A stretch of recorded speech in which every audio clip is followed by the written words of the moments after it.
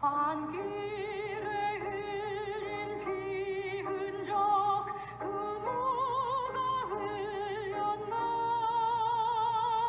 길 잃은 양을 찾느라 저 목자 흘렸네. 손발은 어찌 상했나. 가시 찔리셨도다. 가시 찔리셨도다. 저 목자 기쁨 넘쳐서 큰 소리 외치며 내 잃은 양을 찾았다. 다 기뻐하여라. 저 천사마다 하는 말 그 양을 찾으셨도다. 그 양을 찾으셨도다.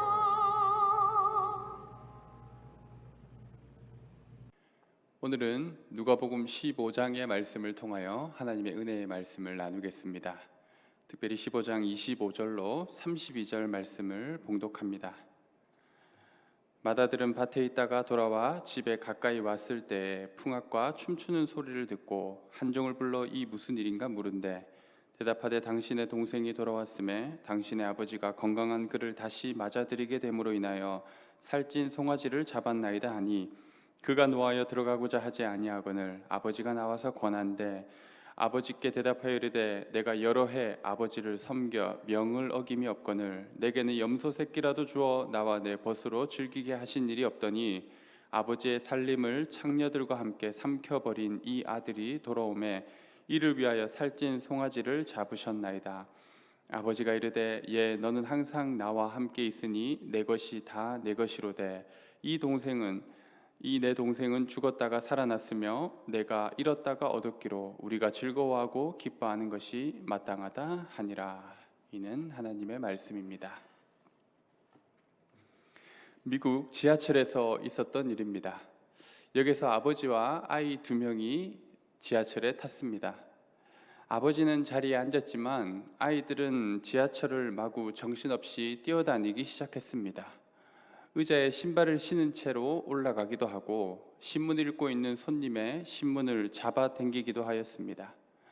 그렇게 두 아이가 소란을 피우고 있음에도 불구하고 아버지는 그저 자리에 앉아 아무런 제지를 하지 않았습니다. 그러자 옆에 있던 사람이 아이들이 저렇게 함부로 행동하는데 왜 가만히 두고 계십니까? 라고 따져 물었습니다. 그러자 그 사람은 이렇게 말하였습니다. 지금 아내가 갑자기 사고로 죽게 되어서 장례식을 마치고 오는 길인데 저도 어떻게 해야 할지를 모르겠습니다. 분명히 아이들이 공공장소에서 함부로 행동하고 무례하게 구는 일들은 잘못된 일이죠. 그리고 그런 아이들을 방치해둔 아버지에게도 문제가 있습니다. 하지만 그 가정에 일어난 안타까운 일을 듣고 난 모든 승객들은 그 아이들과 남자를 측은하게 여기게 되었습니다. 이처럼 우리는 세상을 살다 보면 다른 사람의 기쁨이나 슬픔에 공감하는 것이 얼마나 중요한지를 깨닫게 되곤 합니다. 어떤 경우에는 그것이 옳고 그른지에 대한 판단을 유보하고 먼저 공감하고 이해해야 하는 일들도 있습니다. 집을 나갔던 둘째 아들이 거지가 되어서 비참하게 집으로 돌아왔습니다. 그러나 아버지는 즉시 그에게 새 옷을 입히고 신을 신기고 반지를 끼우고 잔치를 벌입니다. 자신의 욕심과 야망을 위해 아버지의 재산을 다 허비하고 돌아온 막대 먹은 아들은 고개를 들 수가 없습니다. 도저히 할 말이 없습니다. 그저 아버지께 죄송하다는 말밖에 할 수가 없습니다. 그러나 아버지는 반대로 기뻐하며 그로 인하여 잔치를 엽니다. 거지로 돌아온 아들을 비아냥거리거나 질책하지 않으십니다. 재산을 다 잃어버린 아들로 인해 집안 분위기가 처지거나 우울해지지도 않았습니다. 오히려 그가 죽지 않고 무사히 아버지 집으로 돌아왔다라는 것으로 인해 감사하고 기뻐하고 있습니다. 그러나 이러한 잔치를 이해할 수 없는 사람이 오늘 우리가 읽은 본문에 나타납니다. 바로 첫째 아들입니다. 그는 동생인 둘째 아들을 아버지의 재산을 창녀들과 함께 삼켜버린 사람이라고 부르고 있습니다. 자기 동생에 대한 강한 적대감이 드러나는 부분입니다. 첫째 아들의 입장에서 둘째 아들은 문제가 많은 골치 아픈 존재였습니다. 문제만 일으키고 항상 아버지의 의견에 반대하며 삐딱선을 타던 그가 이제 거지가 되어 돌아왔습니다. 꼴도 보기 싫은 것이 형의 마음입니다. 아버지의 이름에 먹칠하는 그를 아예 잊고 지내고 싶었을 것입니다. 그런데 아버지는 그를 품에 안고 기뻐하며 잔치를 준비하고 있습니다. 너무 화가 나서 잔치를 벌이고 있는 집에 들어가기가 싫습니다. 지금까지 아버지를 도와 열심히 일하고 그의 명을 한 번도 어긴 적이 없었습니다. 지금 이 순간도 밭에서 열심히 일을 하고 돌아왔는데 혼자 땀 흘리며 고생하였음에도 불구하고 막대 먹은 둘째 아들이 돌아왔다고 잔치를 벌이고 있는 모습에 대단히 화가 난 것이죠.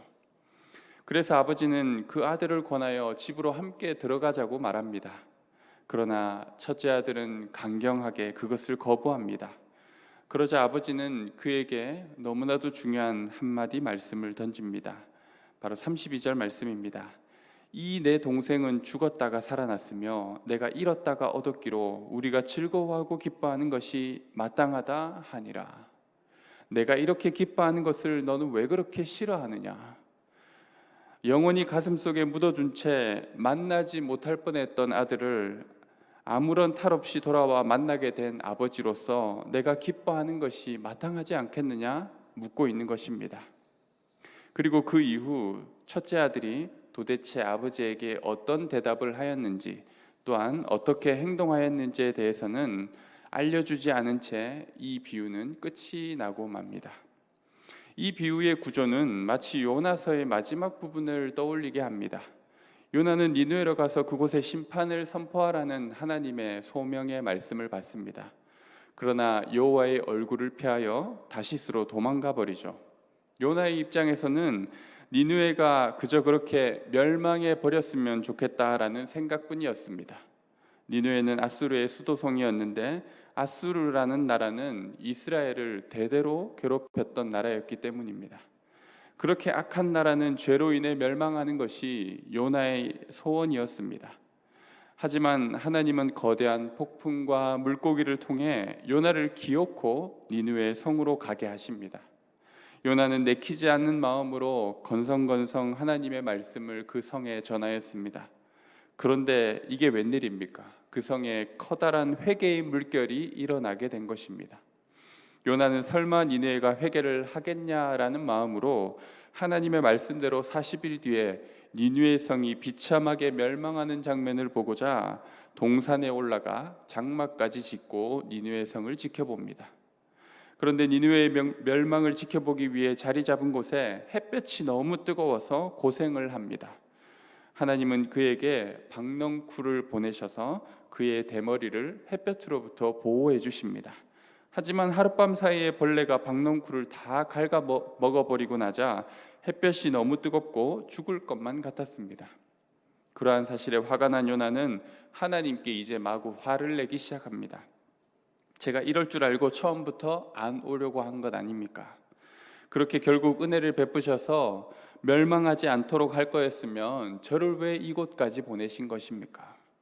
요나는 하나님께 그래요, 차라리 저를 죽여주세요 라고 말합니다. 하나님은 요나에게 네가 이렇게 화를 내는 것이 옳은 일이냐라고 묻습니다. 그런데 요나는 하나님께 내가 죽는 한이 있더라도 옳다라고 따집니다. 그렇게 하나님은 정말로 화가 나셔서 요나서 4장 10절과 11절에 이렇게 말씀하십니다. 여호와께서 이르시되 네가 수고도 아니하였고 재배도 아니하였고 하룻밤에 났다가 하룻밤에 말라버린 이 박넝쿨을 아꼈거든 하물며 이 큰 성읍 니느웨에는 좌우를 분별하지 못하는 자가 12만여 명이요 가축도 많이 있나니 내가 어찌 아끼지 아니하겠느냐. 그리고 요나서는 끝이 납니다. 하나님께서 요나에게 큰 목소리로 질문하시고 요나의 대답은 듣지 않은 채 끝이 나는 것이죠.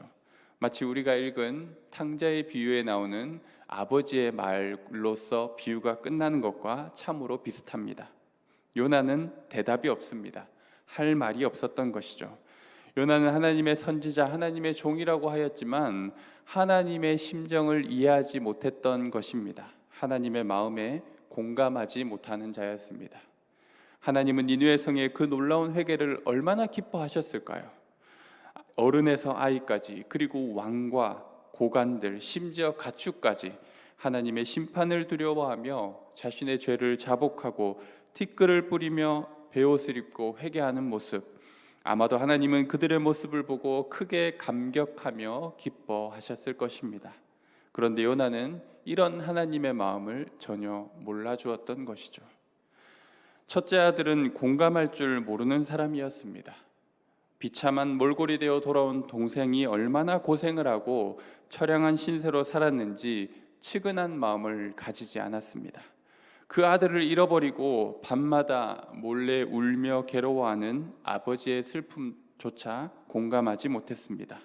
그리고 돌아온 아들로 인해 기뻐 감격하며 그 즐거움을 이기지 못하여서 온 동네에 소문을 내어 잔치를 벌이는 아버지의 기쁨에도 한치의 공감을 이루지 못했습니다. 첫째 아들은 그저 옳고 그름의 문제만을 따졌습니다. 그는 분명히 잘못하였고 나는 지금까지 옳았다, 나는 잘하였다. 그런데 왜 그에게 이런 좋은 대우를 해주느냐? 그것이 첫째 아들의 한계였습니다. 아버지의 마음을 아는 자는 아버지의 기쁨과 슬픔에 함께 기뻐하고 슬퍼할 줄 압니다. 죄인 한 명이 회개하면 천국에서는 크게 기뻐한다라고 예수님은 말씀하셨습니다. 그래서 어쩌면 예수님은 그 하나님의 기쁨의 마음에 공감하는 자세로 이 땅에 소외된 자들, 작은 자들, 세리와 창녀들, 죄인들을 찾아가셨는지도 모릅니다. 마치 잃어버린 것을 찾은 것 같은 기쁨, 그것이 바로 아버지의 진정한 기쁨인 줄 예수님은 알고 계셨던 것이죠. 우리는 얼마나 하나님 아버지의 마음에 깊이 공감하며 살아갑니까?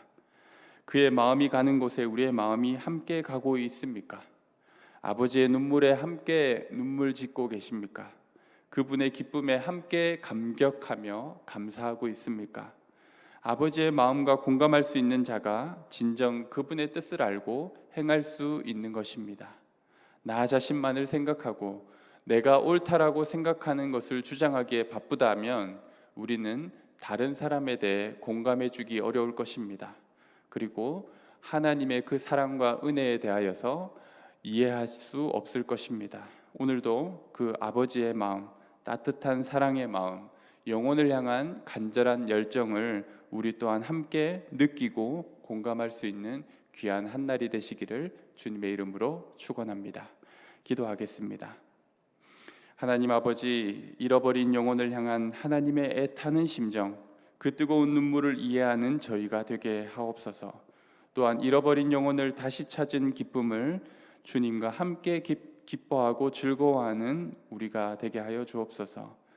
연약한 우리 인생 모두는 예외가 없이 하나님께 다시 찾은 바 되어진 탕자와 같은 불쌍한 인생들인데, 다른 사람을 성과 악의 잣대로 판단하고 정죄할 것이 아니라 하나님의 자비와 사랑에 감격하며 그 은혜와 복음을 전하는 복된 인생들이 되게 하옵소서. 아버지의 마음으로 영혼을 사랑하고 품는 오늘 하루 또 한 주의 삶이 되기를 간절히 소망합니다. 예수님의 이름으로 기도드립니다. 아멘.